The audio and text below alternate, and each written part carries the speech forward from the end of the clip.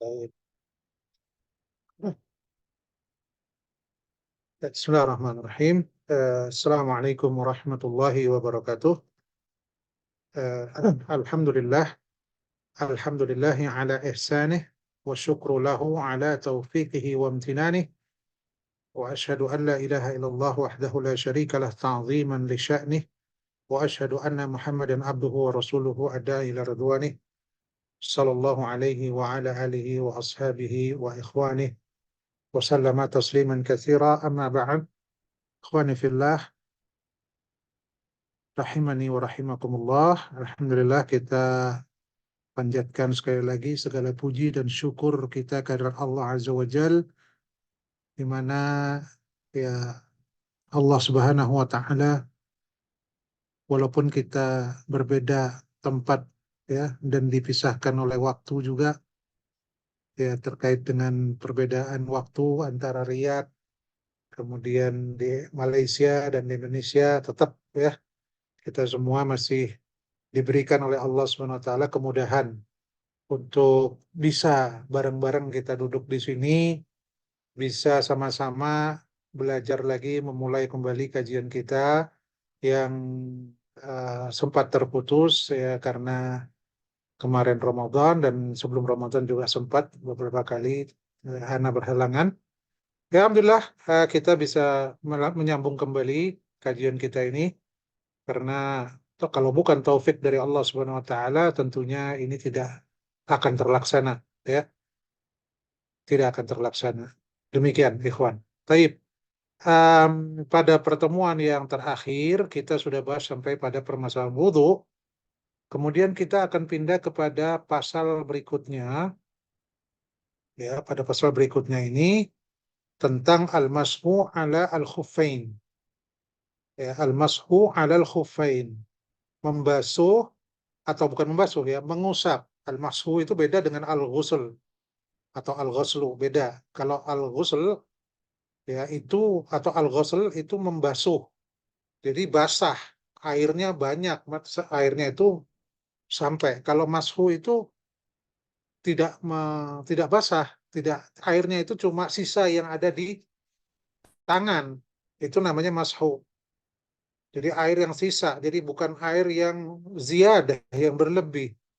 Kalau kita membasuh tangan atau wajah itu membasuh namanya, karena kita ambil air itu dengan tangan kita, masih ada airnya kita basuhkan ke muka.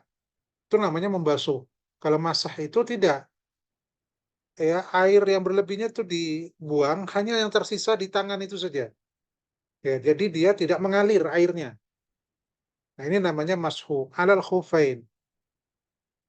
Nah, ini ada dalam syariat ya, kita itu diberikan kemudahan oleh Allah Subhanahu wa taala untuk apa? Untuk mengusap kedua khuf. Ya. Kita lihat dulu definisi daripada khuf. Ya, sebagaimana disebutkan oleh para muallif di sini, dua khuf itu maksudnya adalah bentuk dua dari kata khuf. Ya, khuf yaitu semacam sepatu hiza, ya, wahuma hizaan, ini dua macam, semacam dua sepatu, dua buah sepatu yang satiran. Yang satiran itu artinya menutupi. Menutupi apa? Menutupi kedua mata kaki. Ya, dia seperti sepatu yang menutupi kedua mata kaki, yang mana dibuat dari kulit. Ya, al-masnu'ani min jild, yang terbuat dari kulit. Jadi kalau pada zaman dahulu sepatu itu dibuat dari kulit, ya, sepatu kulit, ya, dan dia ini menutupi ya tinggi, ya, sampai mata kaki ini tertutup. Nah, kita tahu mata kaki adalah bagian apa namanya, tulang, dua tulang yang menonjol inda mifsalis sak, di apa, ya tahulah kita ya tempat mata kaki itu kan. Jadi di eh, di sendi antara kaki dengan betis itu ada sendi, dan kemudian ada dua tulang menonjol, inilah mata kaki. Yang mana ini bagian harus terbasuh ketika membasuh kaki. Ketika berwudu, membasuh kaki ini juga kena. Sebagaimana tangan sampai siku, kemudian kaki sampai pada sampai apa, ka'bain. Ya, ini juga masuk. Nah, bagaimana kalau ini ternyata menggunakan khuf? Ya, maka ini ada aturan syariat yang mengatur hal tersebut. Baik.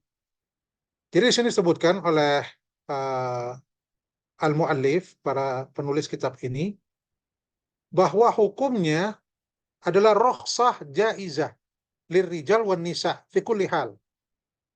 Hukum mengusap khuf itu boleh hukumnya, dan dia rukhsah jaizah yang boleh diambil bagi laki-laki maupun perempuan fi kulli hal, dalam semua keadaan, tidak mesti safar. Dalam keadaan mukim pun diperbolehkan untuk mengusap khuf. Ya, ini penting. Jadi rukhsah yang boleh diambil bagi laki-laki maupun perempuan dalam segala kondisi. Baik itu safar maupun mukim, ataupun shaif maupun syita. Baik musim panas maupun musim dingin. Ya, segala hal. Mau musim panas, mau musim dingin, mau safar, mau mukim, mau dalam keadaan sehat, mau dalam keadaan sakit, boleh mengusap khuf. Ya, boleh mengusap khuf. Dan ini sebagai pengganti dari membasuh kedua kaki di dalam wudhu. Paham ikhwan ya sampai sini? Jadi hukumnya apa? Hukumnya rukhsah jaizah. Jadi adalah keringanan yang Allah berikan kepada kaum muslimin, ya, untuk apa? Sebagai pengganti dari membasuh kedua kaki dalam seluruh keadaan. Dalilnya adalah hadis Jarir bin Abdullah Al-Bajali. Beliau berkata, Ra'aitun nabiyya bala thumma tawadda'a wa masaha ala khuffaihi. Aku melihat Nabi SAW buang air kecil, ya. Kemudian setelah itu Rasulullah SAW berwudu, kemudian mengusap kepada kedua khufnya. Hadis riwayat Bukhari dan Imam Muslim. Baik, setelah kita mengetahui definisinya, hukumnya, ya, maka kemudian ada syarat-syaratnya yang harus dipenuhi untuk mengusap khuf tadi. Yang pertama, disebutkan ada 5 persyaratan. Ya, ini harus ada. Jadi khuf boleh diusap, harus 5 ini terpenuhi syaratnya. Yang pertama, ya, kedua khuf tadi yulbasa ba'da wudu in kamilin. Dipakai setelah wudunya sempurna. Dalilnya ada hadis Al-Mughirah ibn Syu'bah radhiyallahu taala anhu. Qala kuntu ma'an Nabi sallallahu alaihi wasallam fi safarin. Aku bersama Rasulullah SAW dalam sebuah safar. Fa'ahwaitu li anzi'a khuffaihi. Maka aku agak membungkuk untuk menanggalkan kedua khuf Rasulullah. Maka kata Rasulullah sallallahu alaihi wasallam, "Da'huma fa inni adkhaltuhuma tahiratain."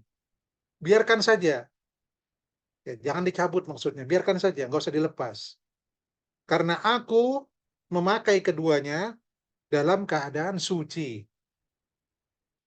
Ya, maka kemudian Rasulullah Shallallahu Alaihi Wasallam kemudian mengusap khufnya. Dari sini para ulama, ya, dalam seluruh mazhab dan juga dalam mazhab Syafi'i menjadikan dalil ini sebagai bolehnya mengusap khuf dengan syarat kedua khuf tadi dipakai dalam keadaan suci sempurna. Jadi kalau dipakai sebelum suci atau sucinya belum sempurna, tidak boleh diusap. Paham ikhwan ya? Intinya dari sini apa? Kalau khufnya dipakai dalam keadaan tidak suci, jadi belum wudhu ini, terus pakai khuf atau pakai jawrab yang tebal sekali, ya, atau yang tebal, atau khuf atau yang semisalnya, kemudian belum wudhu makainya, setelah itu wudhu, maka nggak boleh. Kenapa? Karena khufnya dipakai sebelum keadaan suci. Atau dia bersuci tapi belum sempurna. Contoh, orang wudhu, kemudian ketika membasuh kaki kanan, ini sering kejadian nih juga, misalnya karena dia wudhu di wudhu pertama dia lepaskan semua ya, kemudian dia pakai itu sepatunya misalnya. Nah, ketika wudhu kaki kanan, selesai membasuh kaki kanan, dia pakai khufnya karena dia mau meletakkan kakinya kan. Nah, kemudian dimasukkan ke dalam kakinya sempurna masuk, baru kemudian dia membasuh kaki kiri. Nah, ini kemudian setelah itu dia pakai khuf kiri. Paham ya? Deskripsi apa namanya? Gambaran permasalahannya. Jadi yang saya bilang wudhu yang sempurna itu kayak apa? Jadi ada kejadian orang wudhu baru selesai membasuh kaki kanan, dia pakai khufnya. Ya, baru kemudian dia lanjutkan membasuh kaki kiri, baru dia pakai khufnya yang kiri. Wudhunya sah, tidak ada masalah. Sah wudhunya. Setelah itu dia sholat, silahkan. Nah, kemudian dia batal dan dia mau wudhu lagi. Sekarang bolehkah dia mengusap khufnya atau tidak?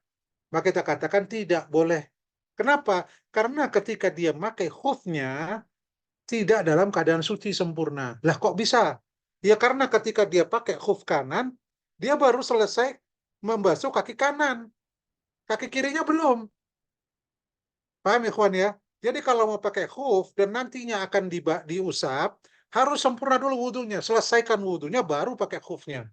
Nah, inilah yang dipahami oleh para ulama dari dalil ini ya. Jadi fa inni adkhaltuhuma tahiratain. Aku memakaikan keduanya dalam keadaan keduanya suci gitu loh, dalam keadaan suci. Paham ikhwan? Ini syarat yang pertama. Ya, syarat yang pertama. Kemudian syarat yang kedua ayyakuna satirain li jami'i mahalli ghaslil fardi minal qadamain. Ya, kedua khuf tadi harus menutupi seluruh bagian yang wajib untuk dibasuh dari kedua kaki. Li'annahuma la yusammiyani khuffain illa idza kana kadzalik. Kenapa? Karena khuf tidak disebut khuf. Ya, tidaklah dinamakan khuf kecuali karena menutupi seluruh mata kaki atau seluruh bagian kaki tadi. Jadi khuf itu dari kata khafa ya itu artinya adalah apa? Kalau secara bahasa ya arti daripada khuf itu adalah ketika seseorang meletakkan kaki, nah bagian bawah telapak kaki ini namanya khuf. Ya, ketika dia memijak ke tanah, itulah namanya khuf. Ya, yang kemudian apa namanya di secara adat istiadat yang disebut khuf itu tadi yang menutupi sampai mata kaki. Padahal itu adalah bagian yang wajib untuk dibasuh. Kalau betis itu nggak wajib. Membasuh sampai betis itu udah wajib. Ghurran muhajjilin, ya, yang kita disunahkan untuk memperpanjang basuhan anggota wudhu itu, bagian yang lebih dari mata kaki atau bagian yang lebih dari apa namanya dari siku, kan kita basuh sampai ke lengan atas kan seringnya, ya kan? Ini sunnah. Wajibnya itu sampai siku karena kita tidak mungkin sempurna sampai siku kecuali kita menambah sedikit dari itu. Sama dengan kaki juga demikian. Kalau kita tidak basuh bagian betis, ya susah untuk kita mendapatkan kesempurnaan mencuci atau membasuh kedua kaki sampai mata kaki. Jadi sampai mata kaki itu wajib. Nah, kalau ada khuf yang tidak menutupi mata kaki, ini juga tidak memenuhi persyaratan. Mungkin kita sering jumpa juga ada orang pakai kaos kaki. Hukum jawrab kurang lebih sama dengan khuf. Jawrab, kaos kaki yang tebal, di mana air itu tidak masuk ke dalam. Nanti akan syarat yang ketiga disebutkan ini ya.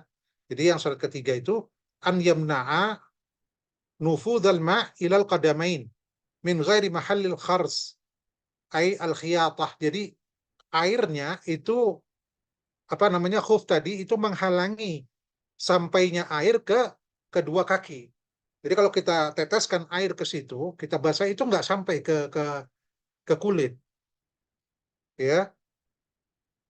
Kecuali kalau masuknya dari bekas apa dari lubang jahitan kan. Kalau kadang khuf itu di atasnya juga kayak sepatu kan, ada ada lubang untuk memasukkan apa namanya ikatannya. Nah, itu kalau dari situ masuknya nggak bukan bukan masalah ya. Yang jadi yang penting secara umum telapak kaki atau punggung kaki itu tidak masuk melalui bagian yang lain. Kalau bagian di mana ada ikatan, ini nggak dianggap. Jadi secara umum seperti itu. Jadi antum bisa bayangkan khuf itu ya seperti itu ya. Ketika dikenai air, air itu tidak sampai ke kulit. Nah, ada kaos kaki yang tebal yang juga tidak sampai ke kulit. Maka ini diperbolehkan juga nanti diusap sebagaimana dihukumi sebagaimana hukumnya khuf sama. Nah, sering kali kita jumpai juga ada kaos kaki yang tebal tapi tidak menutupi mata kaki. Atau khuf yang mungkin semacam sepatu tapi cuma sampai di bawah mata kaki. Nah, ini tidak memenuhi persyaratan. Tidak memenuhi persyaratan ya, karena harus dia menutupi seluruh bagian yang wajib untuk dibasuh. Baik, mudah-mudahan difahami ini poin kedua dan ketiga. Kemudian yang keempat, an yakuna qawiyaini. Ya, jadi kedua khuf tadi ini harus khuf yang kuat, yang kokoh gitu ya. Yang bagaimana taunya itu kuat atau tidak? Jadi diperkirakan bahwa khuf ini bisa dipakai untuk berjalan terus-terusan selama 1 hari 1 malam bagi orang yang mukim atau 3 hari 3 malam bagi orang yang musafir. Jadi kalau dia pakai semacam sepatu yang terbuat dari kulit yang kokoh, ya, yang bisa dipakai untuk jalan ya kemana-mana selama 1 hari 1 malam, kalau dia mukim atau 3 hari 3 malam bagi musafir, maka ini boleh diusap. Kemudian yang kelima, khufnya terbuat dari kulit yang sudah disamak, jadi harus suci. Khufnya harus suci. Kalau khufnya dari bangkai, dari kulit bangkai, maka sebelumnya boleh dipakai, boleh, tapi harus sebelumnya dibuat dari kulit yang sudah disamak, ya, kulit yang sudah disamak. Dan pembahasan tentang menyamak kulit sudah disebutkan sebelumnya, saya kira ya. Iya, ketika pembahasan tentang sebelum wudhu, awani itu ya, pembahasan tentang bejana itu sudah kita bahas tentang uh, jildul maitah itu uh, tohur dengan cara apa? Disamak, tidak dubigha. Iya. Taib, ikhwani fillah, mudah-mudahan ini difahami 5 persyaratan. Saya ulangi, pertama, dipakai khufnya ketika wudunya sudah sempurna. Kemudian yang kedua, harus menutupi seluruh bagian yang wajib dibasuh dari kaki. Ketiga, menghalangi masuknya air. Khufnya tadi menghalangi masuknya air ke kulit atau ke kaki. Yang keempat, khufnya kuat. Bukan khuf yang tipis atau yang gampang rusak atau yang sebentar yang apa namanya yang dipakai sebentar sudah jebol misalnya, ya nggak bisa seperti itu ya. Yang kelima, suci, dari bahan yang suci, ya, kulitnya suci. Ya, ini persyaratan. Kalau ini dipenuhi maka diperbolehkan untuk mengusap khuf. Nah, sekarang kita pindah kepada masalah berikutnya, muddatul muddatul masah. Jadi berapa lama durasi kita boleh untuk mengusap khuf itu? Disebutkan di sini jangka waktunya itu diperbolehkan untuk mengusap khuf itu 1 hari 1 malam. Kalau dia hadir atau mukim, 1 hari 1 malam. Kalau musafir 3 hari 3 malam, ya. Jadi kalau musafir kan lebih sulit keadaannya ya. Jadi lebih lebih tidak convenient, istilahnya yang lebih lebih nggak enak, lebih ribet lah kalau kita harus buka sepatu lagi gitu kan. Nah ini 3 hari 3 malam. Taib. Kalau mukim 1 hari 1 malam. Dalilnya adalah hadis riwayat Imam Muslim dan yang lainnya dari Suraih Ibn Hani. Beliau berkata, Ataitu Aisyah, beliau mendatangi Aisyah radhiyallahu taala anha. Kemudian beliau bertanya tentang mengusap kedua khuf. Kata Aisyah radhiyallahu taala anha, "I'ti aliyan." Datangi Ali. Mungkin yang dimaksud Ali bin Abi Thalib, Allahu a'lam. Datangi Ali karena dia lebih tahu tentang masalah ini daripada aku. Nah, ini para sahabat demikian. Walaupun beliau istri Nabi sallallahu alaihi wasallam, ya, dan beliau merasa tidak cukup ilmu untuk itu, maka diarahkan kepada yang lebih alim. Nah, itu bukan celaan. Kalau nggak tahu, bilang nggak tahu. Bukan celaan ya ikhwan ya. Para sahabiah para sahabat radhiyallahu taala anhum ajma'in demikian. Ya, mungkin ibunda kita Aisyah radhiyallahu taala anha faqihah, seorang wanita yang faqihah, yang faqihah ya, pandai dan termasuk di antara ahli fikih dari kalangan wanita. Banyak sekali mengetahui hadis-hadis Rasulullah SAW. Dan beliau cerdas sekali. Ketika tidak tahu satu permasalahan dengan detail, diarahkan kepada sahabat yang lebih mengetahui. Diarahkan kepada Ali bin Abi Thalib. Yang mana Ali bin Abi Thalib ya, sebagaimana para sahabat, ya pernah bersafar bersama Rasulullah SAW. Maka kemudian Shuraih bertanya kepada Ali. Kemudian kata Ali bin Abi Thalib, ja'ala Rasulullah sallallahu alaihi wasallam thalathata ayyamin wa layaliyahunna lil musafir. Ya, di sini disebutkan hadisnya Rasulullah SAW itu menjadikan 3 hari 3 malam untuk musafir. Wa yauman wa lailatan lil mukim. 1 hari 1 malam untuk yang mukim. Ya. Ini permasalahan pertama. Mudah. Mudah itu apa? Durasi. Jadi kita boleh mengusap selama 1 hari 1 malam. Ya, 5 kali sholat waktu selama 1 hari 1 malam boleh diusap, tidak mengapa. Bagi mukim. Orang yang safar 3 hari 3 malam. Nah, masalah kedua, masail fiqhiyah kedua yang disebutkan di sini apa? Bagaimana ini disebutkan ya? Demikian. Wahada waman bada al masha fil hadr, thumma safara masaha yawman wa lailatan. Ada kasus ya, orang ini ketika mengusapnya itu ketika hadir, ketikanya mukim waktu itu. Misal nih, sholat subuh dia sudah mengusap misalnya ya, misal dia mengusap, kemudian 3 jam atau 4 jam kemudian dia berencana untuk safar misalnya, tiba-tiba oh saya mau safar gitu kan, ya, safar akhirnya kan. Nah ini masih dalam durasi 1 hari 1 malam, tapi dia mulainya tadi ketika mukim, mengusapnya itu ketika mukim. Ini bagaimana? Apakah diperbolehkan mengusap 1 hari 1 malam atau 3 hari 3 malam karena dia sudah musafir sekarang? Cuman mulainya tadi pas mukim, ya. Maka ya dia diizinkan untuk mengusap 1 hari 1 malam, ya. 1 hari 1 malam, walaupun dia kemudian dalam keadaan musafir. Karena apa? Karena ketika dia mulai mengusap dalam keadaan mukim. Jadi ketika mulai mengusapnya itu dalam keadaan mukim. Paham ya, ikhwan ya? Jadi mulai mengusapnya mukim, kemudian belum habis 1 hari 1 malam, dia musafir. Nah ini bagaimana? Apakah kemudian dia boleh menambah sampai 3 hari 3 malam, ataukah 1 hari 1 malam? Maka jawabannya 1 hari 1 malam. Yang kedua, sebaliknya. Ketika mengusapnya itu safar. Masih dalam keadaan safar. Ya, dia usap. Maka dia diizinkan untuk mengusap sampai 3 hari 3 malam. Setelah itu dia balik ke kotanya, masih tersisa. Boleh nggak dia mengusap 3 hari 3 malam? Karena dia tadi mulainya kan pas safar. Kalau kalau mungkin orang-orang awam berpikiran lah tadi yang waktu 1 hari 1 malam kan dilihat yang mulainya. Tidak demikian. Ya, ketika musafir dia diizinkan 3 hari 3 malam. Namun ketika dia mukim dan dia belum selesai 3 hari 3 malam, tapi dia udah mukim, maka ya sudah tuntas. Atama masah mukim, maka yang dipakai adalah masahnya yang mukim, ya seperti itu.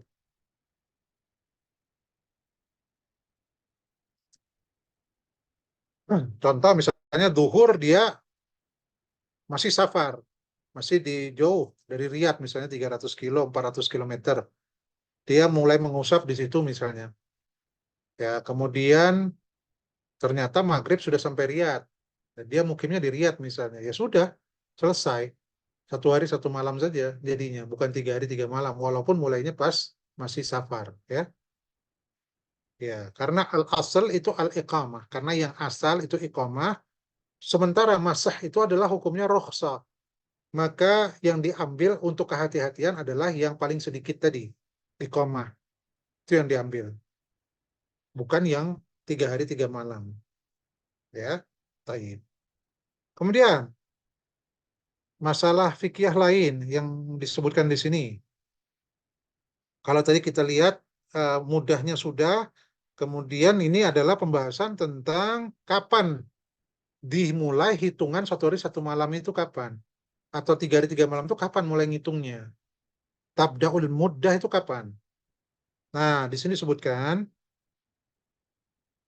ya dimulai muddah dari masa itu dimulai dari hadas pertama setelah memakai kedua khuf.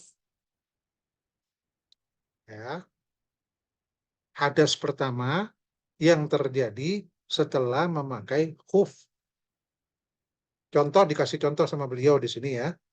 Kalau ada orang wudhu pada waktu subuh, mau sholat subuh nih, wudhu misalnya. Wudhu ya, sempurna wudhunya dia pakai khuf setelah itu. Kemudian dia sholat subuh dengan khufnya, dan dia berdiam di masjid terus sampai kemudian syuruk. Nah, kemudian pas syuruk tadi, tulu'us syams, ya, pada waktu terbit matahari, dia berhadas. Dia berhadas. Maka ketika dia berhadas ini, maka fa'innal muddata tuhsabu min tulu'is syams. Maka ketika itulah dia dihitung mulai mulai 1 hari 1 malam kalau dia mukim ya.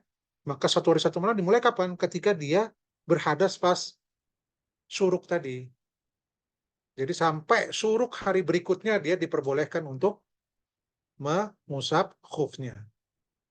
Demikian juga misalnya kita sholat subuh, kemudian pakai wudhu, kemudian khuf, pakai khuf, kemudian jam 9 atau jam 10 pagi batal. Nah ya ketika jam 9 10 pagi itulah, atau jam 9 pagi tadi itulah, dimulai apa 1 hari 1 malamnya dimulai di situ. Ya, dimulai di situ. Jadi sampai nanti jam 9 hari berikutnya. Ya, itu diperbolehkan untuk mengusap. Mudah-mudahan difahami ini ya.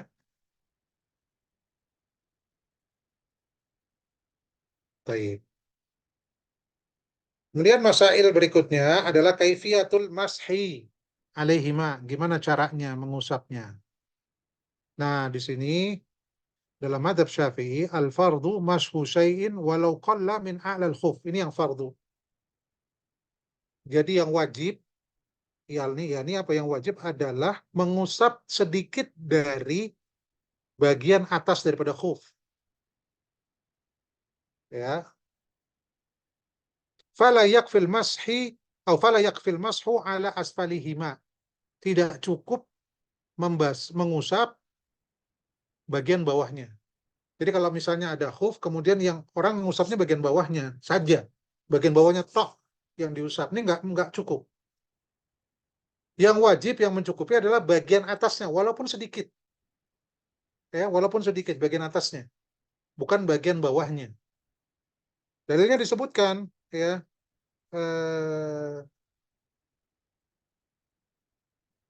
mana ya, nggak disebutkan, tapi dicetakkan di kitab yang saya pakai ini disebutkan.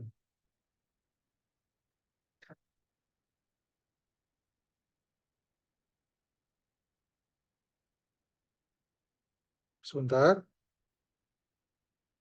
iya. Dalilnya dari hadis Abu Dawud dengan sanad yang sahih dari Ali bin Abi Thalib. Beliau berkata, "Lau kana dinu birra'yi," ya, kalau agama itu semata-mata pakai akal, lakana asfalul khuffi aula bil mashi min a'lahu. Niscaya bagian bawah daripada khuf itu lebih aula untuk diusap daripada atasnya. Kan yang dipakai jalan itu bagian bawahnya, bagian kotor bagian bawahnya. Harusnya yang diusap bagian bawahnya. Tapi agama bukan akal-akalan semata ya, ikhwan. Bukan cuma akal, dibatasi akal, tidak. Banyak di dalam syariat yang tidak sampai otak kita ini. Akal kita ini nggak sampai. Untuk mengetahui kenapa demikian. Kita harus tunduk kepada dalil. Harus tunduk kepada dalil. Ya, makanya kata Ali bin Abi Thalib, "Lau kana dinu birra'yi lakana asfalul khuffi aula bil masih min a'la."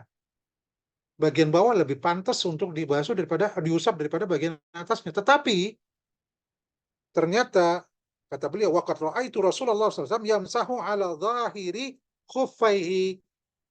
Tapi aku melihat Rasulullah mengusap mananya atasnya, punggungnya. Punggung khufnya yang diusap, bukan bawahnya. Nah, dari sini kemudian para ulama mengatakan yang wajib, para ulama Syafi'iyah, yang wajib atasnya. Adapun bawahnya tidak mencukupi. Jadi kalau mau cuma mengusap bawah nggak cukup, nggak sah masahnya. Yang harus diusap apa? Atasnya. Nah, itu kalau di dalam yang qadar mujzinya ya, istilahnya kadar yang mencukupinya. Tetapi beliau mengatakan di sini, yang disunahkan di dalam mazhab adalah membasuh atau mengusap atas dan bawahnya bersama-sama. Nah, mungkin antum mengira atasnya saja kan? Itu qadar mujzinya, kadar mencukupi. Nah, tapi yang afdol, yang disunahkan, yang mustahab atas dan bawah karena ada hadis lain. Hadis lain yang dipakai oleh Al-Imam Asy-Syafi'i dan juga Imam Malik, kemudian juga Az-Zuhri, ya, kemudian Abu Tsaur kalau tidak salah dan yang lainnya dari para a'immah yang mereka menggunakan hadis lain dari hadis Mughirah Ibn Syu'bah kalau tidak salah, ya, ini melihat Rasulullah SAW mengusap atas dan bawahnya juga, atas dan bawahnya.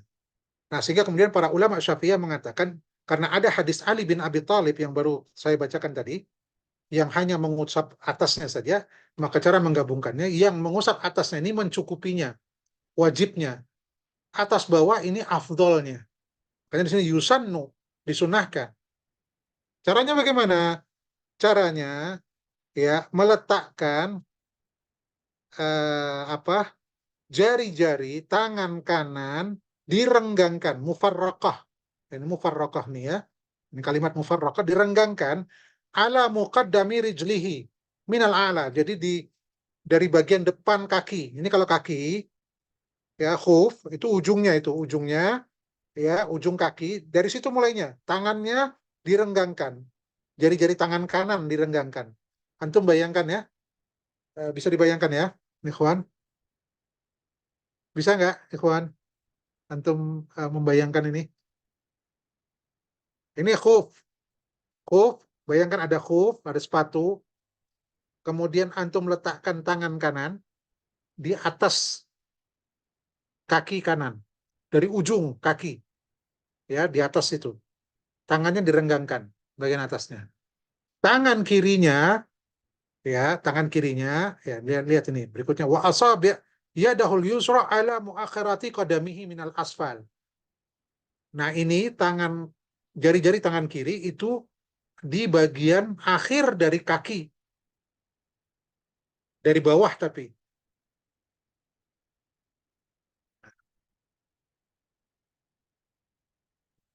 Ya, coba ini ya. Bismillah. Ini ya tangan kanan ini Anda coba sepatu saja sebagai contoh ya. Ini bagian atasnya begini. Nah, dari muqaddam, rijl ya, bagian atasnya seperti ini ya. Kemudian tangannya direnggangkan, mufarraqah. Kemudian yang bawah dari belakang. Ini yang kiri dari belakang. Paham, ikhwan? Seperti ini ya, dari belakang. Kemudian bagaimana setelah itu?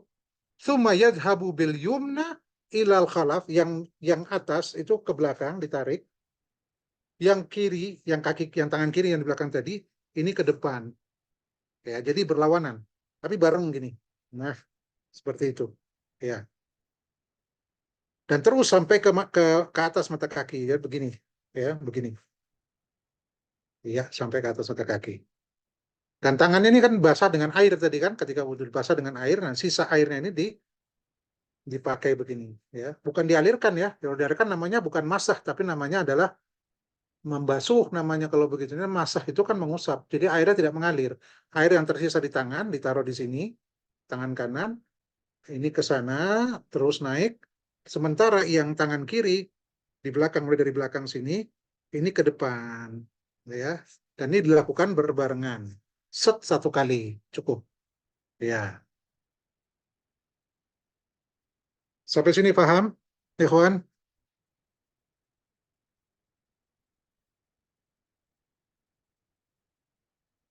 Ya, mudah-mudahan dipahami ya. Ya, kaum muslimin dan muslimat yang dicintai oleh Allah Subhanahu wa taala.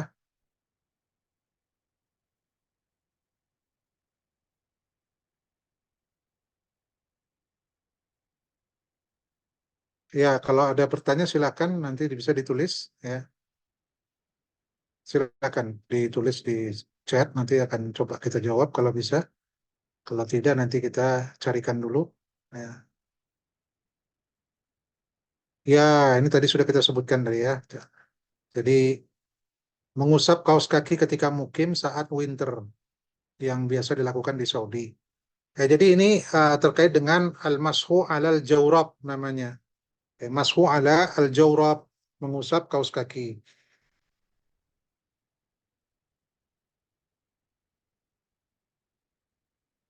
Ya, jadi kalau mengusap kaos kaki di dalam mazhab Syafi'i itu diperbolehkan, sama seperti mengusap mengusap khuf, ya diperbolehkan. Cuma harus ada persyaratan. Kaos kakinya itu sofik. Sofik itu tebel, yang mana kalau ada air jatuh itu nggak langsung tembus sampai ke kaki. Jadi persyaratannya harus tebal kaos kakinya. Dan kaos kakinya bisa dipakai untuk tadi sama persyaratan yang khuf tadi, bisa dipakai untuk berjalan 1 hari 1 malam atau untuk berjalan 3 hari 3 malam. Kalau kaos kakinya tipis, sebagaimana biasa kita jumpain, ini tidak sah di dalam madhab Syafi'i. Harus dicopot kalau seperti itu. Kalau tipis ya. Atau kaos kakinya tidak menutupi seluruh bagian yang wajib dibasuh. Nah, ini berbeda dengan mazhab yang dipakai di negeri ini, mazhab Hambali, misalnya di Saudi, mazhab Hambali ya sah saja bagi mereka, karena memang fikihnya demikian. Tapi dalam mazhab Syafi'i, kalau kita jawab secara mazhab Syafi'i, ini tidak boleh. Karena kaos kaki yang diperbolehkan itu yang memang kaos kakinya kain sebagaimana disebutkan oleh Al-Imam Asy-Syiradi dan juga Al-Imam An-Nawawi dalam Al-Majmu' Syarah Muhadzab. Imam Asy-Syirazi menyebutkan juga di dalam Al-Muhadzab, ya. Iya. Baik. Jadi itu jawabannya ya. Wallahu taala alam.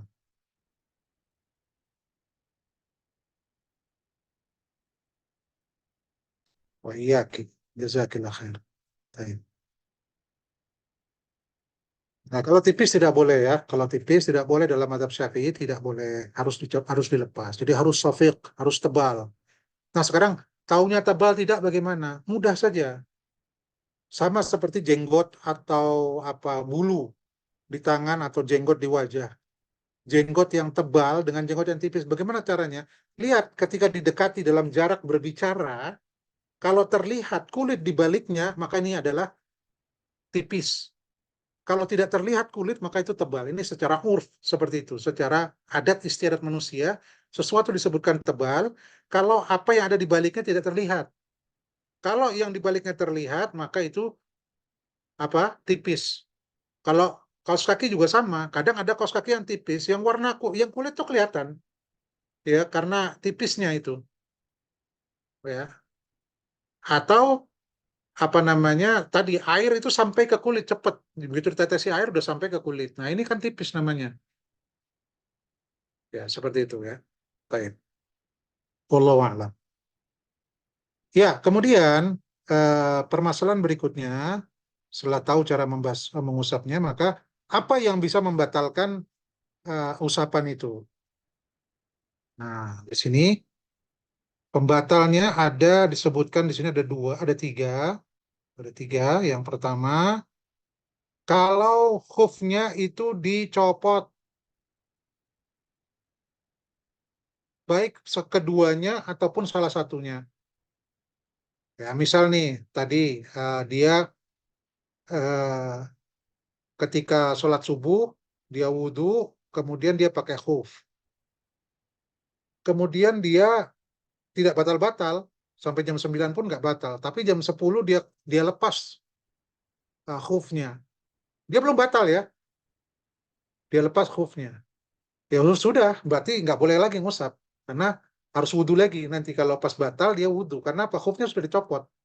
Jadi tidak boleh dilepas khufnya itu. baik salah satunya atau keduanya. Au in khila'ihima au ahadihima, atau tercopot apa terlepas. Jadi bedanya antara ini dengan yang kedua apa?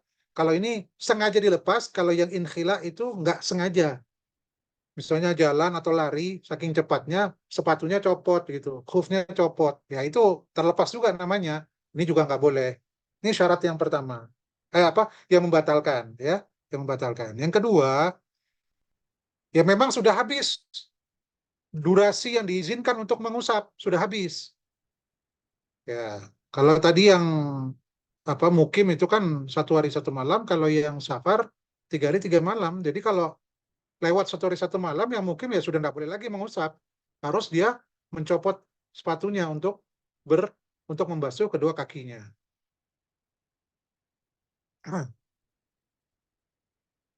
Iya. Nah, kemudian yang ketiga yang membatalkan kalau terjadi sesuatu yang mewajibkan mandi. Ya, seperti junub misalnya. Wajib mandi kan? Ya, seperti itu.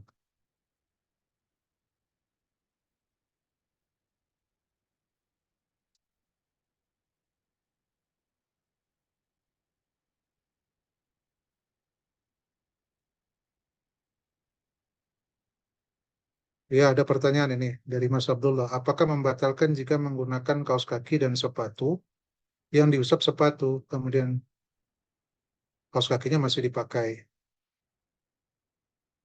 Ya, jadi dia mengusapnya khufnya, bukan jorobnya yang diusap. Dengan asumsi ini jorobnya memenuhi persyaratan untuk diusap ya. Jadi saya asumsikan sini jorobnya dia dipakai double gitu kan dia. Maka ya ini batal. Ya, karena yang diusap tuh khufnya, bukan jorobnya. Kalau memang mau jorobnya, lepas khufnya, usap jorobnya. Nah, ini lebih selamat yang seperti ini. Ya, sepatunya dilepas, jorobnya tidak. Misalnya jorobnya tebel, jorobnya yang diusap, kaos kakinya yang diusap. Sehingga ketika dia harus melepas sepatunya, maka tidak mengapa, tidak batal wudhunya. Artinya sah sholatnya begitu. Ya, sah sholatnya. Ini terutama di zaman sekarang kita ini ya, karena kalau di zaman dahulu tuh orang biasa sholat pakai khuf itu biasa. Mungkin kalau di zaman sekarang itu terlihat aneh gitu kan, karena masjid itu kan dengan karpet bersih dan lain sebagainya. Walaupun kadang-kadang jarang sekali kita masih melihat ada orang misalnya pakai sepatu, ya terutama orang-orang yang sakit atau apa. Itu kadang saya pernah melihat itu ya orang Saudi masuk ke dalam masjid dengan sepatunya. Tapi itu kondisi tertentu saja. Ya. Seringnya kita kejumpai adalah sepatunya dilepas, tapi tetap pakai kaos kaki. Nah ini kalau kaos kakinya kita asumsikan kaos kakinya itu memenuhi persyaratan untuk diusap, maka ketika wudhu tadi, ketika dia wudhu, yang diusap itu kaos kakinya, jangan sepatunya. Sehingga ketika dia lepas, tetap ketika dia berwudhu boleh dia usap kaos kakinya, ya. Karena kalau yang diusap sepatunya berarti nggak boleh ditanggalkan itu sepatunya, sesuai yang disebutkan oleh mu'alif di sini. Allahu taala alam. Ya.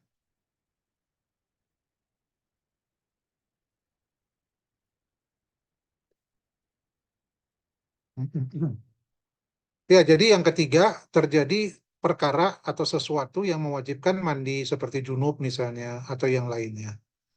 Maka kalau wajib mandi maka harus dilepaskan dan dibasuh kedua kakinya. Karena mengusap khuf itu untuk pengganti membasuh kedua kaki ketika wudhu, bukan ketika mandi. Jadi mengusap khuf itu adalah keringanan yang diberikan untuk mengusap atau membasuh sebagai ganti dari membasuh kedua kaki ketika wudhu, bukan ketika mandi. Jadi ketika mandi ya harus ditanggalkan, harus dilepas, tidak bisa apa namanya digantikan dengan mengusap ya.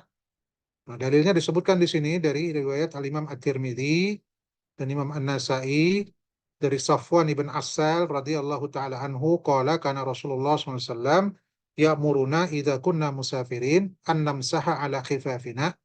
Rasulullah SAW memerintahkan kami jika kami bersafar ya untuk mengusap kedua khuf kami dan melepaskan melepaskan kedua khuf setelah 3 hari. Ya, baik dalam kondisi buang air besar, buang air kecil, ataupun tidur kecuali janabah. Ya, kecuali janabah. Jadi kalau junub ya harus dilepas. Kalau kencing, buang air besar, atau tidur, maka boleh mengusap sampai 3 hari ketika safar. Kecuali karena janabah. Ya. Adapun nanti perkara mandi nanti jawab pembahasannya setelah pembahasan tentang al-mashu ala al-jabirah. Ya. Insya Allah nanti pekan depan, ikhwan, kita akan bahas ini al-jabair wal asaib. Ya, ini nanti pembahasannya agak jelimet. Ya, mudah-mudahan eh, kita diberikan kemudahan. Ya, insya Allah kita akan lanjutkan pasal berikutnya tentang mengusap. Jabair itu apa? Jabair itu perban. Wal asaib. Ya sama, kurang lebih. Jabair itu yang menutup bagian anggota tubuh yang patah. Ya, mungkin apa namanya bedeng ya istilahnya ya kalau dalam ilmu kedokteran. Ya, itu ada bedeng atau apa itu untuk anggota tubuh yang patah atau gips. Ya, kalau zaman sekarang pakai gips, kamu zaman dulu mungkin pakai kayu yang diikat dengan perban apa untuk supaya tangan anggota tubuh yang patah ini tidak bergerak. Ya, kalau sekarang itu apa namanya? Gips ya, pakai gips. Atau asaib, asaib itu kalau luka. Nah, itu ada plester atau perban, itu bagaimana? Nah, syariat juga mengatur bagaimana cara bersuci dalam kondisi kita memakai yang seperti ini. Allah Ta'ala alam, insya Allah kita akan lanjutkan pada pertemuan yang akan datang. Taib, ikhwanifillah, ada lagi yang ingin ditanyakan?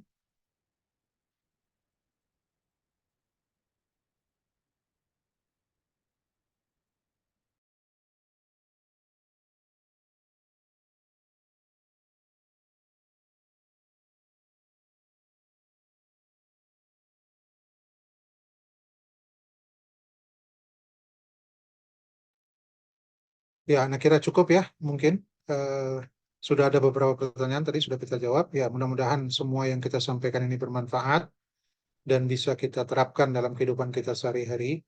Ya, paling baik untuk apa namanya? Untuk ingat-ingat pelajaran fikih itu dengan cara apa? Diamalkan, dicoba, diamalkan. Sehingga kita ingat tanpa harus banyak buka kitab lagi. Jadi kalau nggak diamalkan itu sulit. Jadi cara termudah adalah apa? Diamalkan. Cari kaos kaki yang agak tebal misalnya, ya pakai itu. Nah, bagaimana kita satu hari satu malam kita nggak, misalnya kita mukim, kita nggak lepas itu kaos kaki, ya boleh. Bagaimana caranya? Dan membiasakan diri kapan mulai, kapan berakhir, ya seperti itu, ya. Iya. Ya mudah-mudahan Allah SWT memberikan keberkahan pada apa yang kita pelajari dan bisa kita amalkan dan apa yang benar itu semua datang dari Allah SWT. Adapun kekeliruan itu karena kebodohan saya pribadi dan juga dari syaitan. Saya mohon ampun kepada Allah. Kita tutup dengan kafaratul majlis. Subhanakallahumma wa bihamdik. Asyhadu an la ilaha illa anta astaghfiruka wa atubu ilaik. Wa akhiru da'wana alhamdulillahi rabbil alamin. Wassalamualaikum warahmatullahi wabarakatuh. Waalaikumsalam Waalaikumsalam warahmatullahi warahmatullahi Waalaikumsalam wabarakatuh. warahmatullahi wabarakatuh. Jazakumullah khairan. wabarakatuh. Jazakumullah khairan, Ustaz. Jazakumullah khair. Jazakumullah khair.